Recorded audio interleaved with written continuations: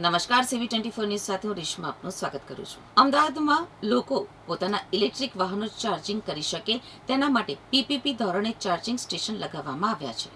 Ahmedabad municipal corporation દ્વારા શહેરમાં 10 મહત્વના વિસ્તારો અને ગિફ્ટ સિટીમાં એક મળીને કુલ 11 સ્થળોએ આ હાઈ સ્પીડ ચાર્જિંગ પોઈન્ટ્સ કાર્યરત કરવામાં આવ્યા છે. પૂર્વ અને પશ્ચિમ એમ બંને વિસ્તારોને આવરી લેતા સ્થળોએ ફાસ્ટ ચાર્જિંગ સ્ટેશનો શરૂ કરાયા છે.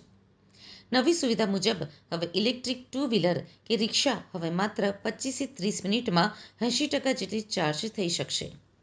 જેમાં Sindhu Bhavan road, Prahladnagar, Gulbai Tekra income tax, Chandkheda, Naranpura sports complex જેનો ગેટ નંબર 1, બાપુનગર, નિકોલ, હરિદર્શન 4 રસ્તા, કાંકરિયા, ગાંધીનગર, ગિફ્ટ સિટી, પૂર્વ અને પશ્ચિમ એમ બંને વિસ્તારોને આવરી લેતા સ્થળોએ ફાસ્ટ ચાર્જિંગ સ્ટેશનો શરૂ કરાયા છે.